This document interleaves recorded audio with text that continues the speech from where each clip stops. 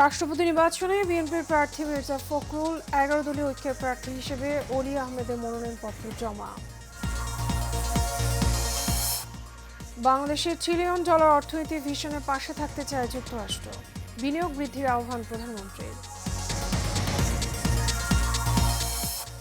মামলার জট কমাতে আরও 12 জেলায় ইবেল চালু, জানালেন আইনমন্ত্রী। স্বচ্ছ হবে বিচার প্রক্রিয়া।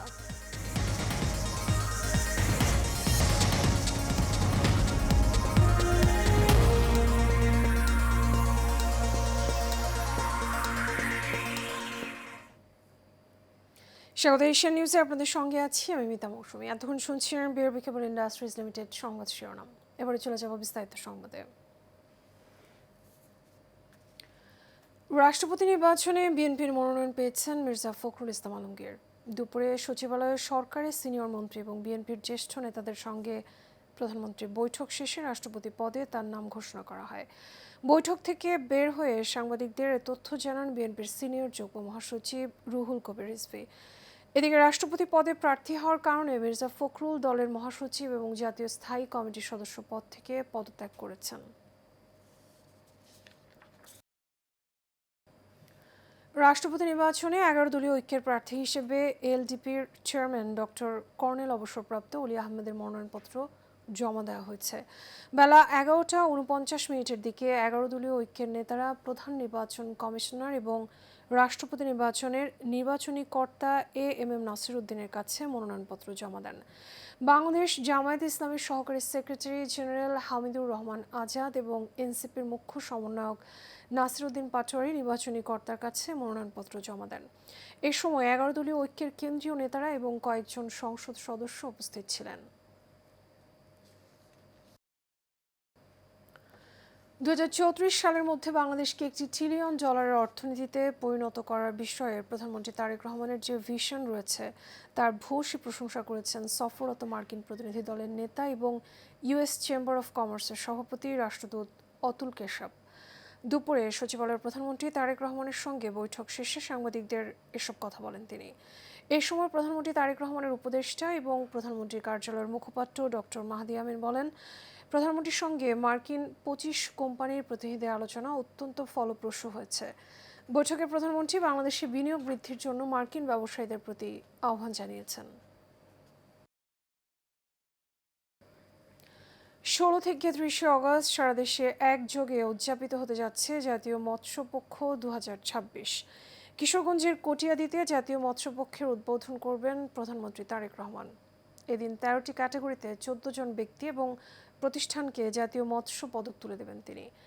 জাতীয় মৎস্যপক্ষ উপলক্ষে গৃহীত বিভিন্ন কর্মসূচি নিয়ে সচিবালয়ে সব তথ্য জানান মৎস্য এবং প্রাণী সম্পদ মন্ত্রী মোহাম্মদ আমিনুর রশিদ। তিনি বলেন, 2024-25 অর্থ বছরে দেশের রেকর্ড 51 লাখ মেট্রিক টন মাছ উৎপাদিত হয়েছে, যার ফলে এখন মাথাপিছু দৈনিক মাছের প্রাপ্যতা দাঁড়িয়েছে 67.80 গ্রামে, যা জাতীয় পুষ্টি চাহিদার চেয়েও বেশি। জাতিসংঘের খাদ্য এবং কৃষি সংস্থা ফাওয়ের তথ্য অনুযায়ী অভ্যন্তরীণ মুক্ত জলাশয়ে মাছ আহরণে বাংলাদেশ বিশ্বে দ্বিতীয় এবং বন্ধ জলাশয়ে চাষের মাছ উৎপাদনে 5ম স্থান ধরে রেখেছে বলেও জানান মন্ত্রী। 669টি অভয়াশ্রম পরিচালিত হচ্ছে।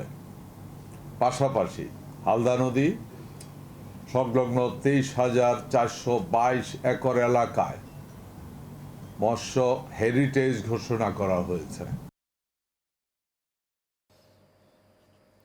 মামলার জট কমানো এবং জামিন প্রক্রিয়াকে আরও দ্রুত, সহজ এবং স্বচ্ছ করতে দেশের 28টি জেলায় ডিজিটাল ইবেল বন্ড পদ্ধতি চালু করেছে আইন মন্ত্রণালয়। সকালে সচিবালয়ে নতুন করে আরও 12টি জেলায় এই অনলাইন ইবেল বন্ড পদ্ধতির উদ্বোধন করেন আইনমন্ত্রী মোহাম্মদ আসাদুজ্জামান। এর আগে 16টি জেলায় এই কার্যক্রম চালু হয়।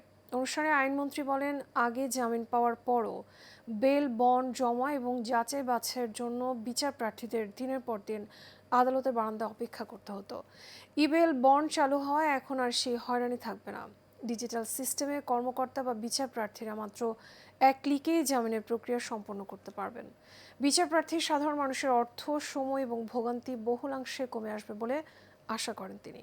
মামলার দ্রুত নিষ্পত্তি নিশ্চিত করতে যে জেলাগুলো তুলনামূলক ভালো দক্ষতা দেখাবে তাদের উৎসাহিত করতে বিশেষ পুরস্কার দেওয়া হবে বলেও জানান আইনমন্ত্রী। অংশগ্রহণ করতে পেরে আমরা নিজেদেরকে গর্বিত মনে করছি, ধন্য মনে করছি। আমরা বিশ্বাস রাখি আপনাদের সহযোগিতায় আমরা এই কর্মসূচিকে জনগণের দোরগোড়ায় পৌঁছে দিতে পারব।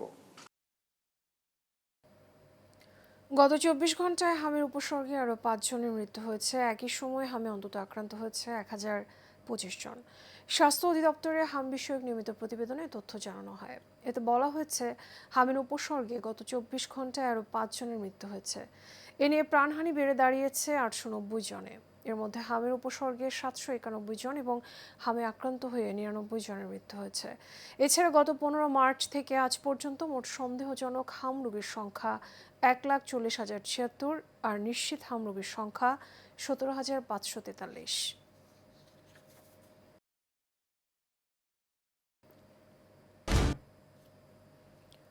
অহবেশ সংসারে কৃষক বাবার সীমিত আয়ে পরিবারের খরচ চালানোই যেখানে কঠিন, সেখানে নিজের পড়াশোনা খরচ নিজেই জোগাড় করে স্বপ্নের পথে এগিয়ে গেছে বাগেরহাটের কচুয়ার দুর্জয় ঘরামি। টিউশনির পাশাপাশি হাটে বড়ই বিক্রি করে নিজের পড়াশোনার খরচ চালিয়েছে সে। কঠোর পরিশ্রম আর অধ্যবসায়ের স্বীকৃতি হিসেবে এবার এসএসসি পরীক্ষায় পেয়েছে A+। মোহাম্মদ কামরুজ্জামানের পাঠানো তথ্যচিত্রে বিস্তারিত জানাচ্ছেন দুর্জয় দাস। কৃষক বাবার সীমিত আয়েই চলে পুরো পরিবারের খরচ। তাই নিজের পড়াশোনার খরচের জন্য পরিবারের দিকে তাকিয়ে থাকেননি কচুয়ার দুর্জয় ঘরামি। টিউশনি করে চালিয়েছেন নিজের লেখাপড়ার খরচ, পাশাপাশি হাটে বড়ই বিক্রিও করেছেন। বাগেরহাটের কচুয়া উপজেলার মালিপাটন গ্রামের কৃষক রাজীব ঘরামির ছেলে দুর্জয়। ছোটবেলা থেকে পরিবারের আর্থিক সংকট দেখেই বেড়ে ওঠা তার, তাই নিজের ভবিষ্যৎ গড়তে পরিশ্রমকেই বেছে নেয় দুর্জয়। আমাদের সব জায়গায় কাজ করছে, মাঠে ঘাটে বড় বিক্রি করছে, নিজে প্রাইভেট করে পরে নিজের খরচ নিজে চালাচ্ছে। আমি তার আর্থিক সহযোগিতা কিছু করতে পারি নাই। সরকারের কাছে আমার অনুরোধ যাতে আমার ছেলেটা ওকে যাতে আর্থিক সহযোগিতা করে। দুর্জয় ছোটবেলা থেকেই অত্যন্ত পরিশ্রমী ও মেধাবী। তার ফলাফলে আনন্দিত ও গর্বিত এলাকাবাসী। রাত নেই দিন নাই শুধু বই পড়ে, রাস্তা দিয়ে হাইটে যায় দেখি দূর যায় কথা বলে, এখন দেখি কথা বলে না, ও তো বইয়ের সাবজেক্ট মুখস্থ করে। ছাত্রদেরকে প্রাইভেট পড়িয়ে নিজের খরচ নিজে চালাইছি। তারপরে আমি অত পরিমাণে প্রাইভেট পড়তে পারি নাই, যেটুকু পড়ছি আমার নিজে ইচ্ছা করে বইটা পড়ছি। আর আমার স্কুলের স্যাররা আমাকে অনেক অনেক সাহায্য করছে। দুর্জয়ের স্বপ্ন ইঞ্জিনিয়ার হওয়া, আর এই স্বপ্ন পূরণে ওর প্রয়োজন সরকারি সহায়তা। তার এই সাফল্য অন্যান্য শিক্ষার্থীদের জন্য অনুপ্রেরণা হয়ে থাকবে বলে জানালেন শিক্ষক।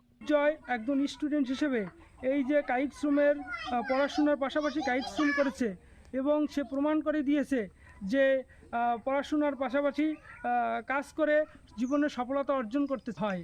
শিক্ষক হিসেবে আমরা অত্যন্ত গর্বিত এবং আনন্দিত। আমরা তার উজ্জ্বল ভবিষ্যৎ কামনা করি।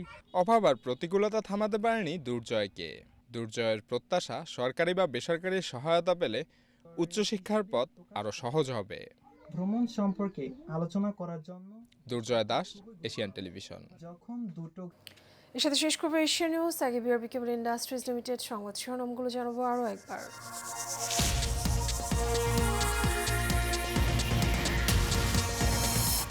রাষ্ট্রপতি নির্বাচনে বিএনপি প্রার্থী মির্জা ফখরুল 11 দলীয় ঐক্যের প্রার্থী হিসেবে অলি আহমেদের মনোনয়নপত্র জমা।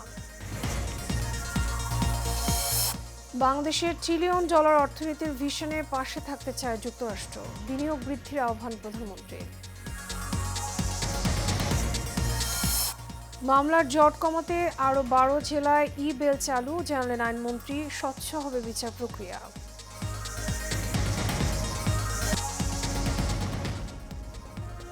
এশিয়া নিউজে পর্যন্তই। আমাদের পরবর্তী সংবাদ দেখার আমন্ত্রণ রইল। এতক্ষণ সাথে থাকার জন্য ধন্যবাদ সবাইকে।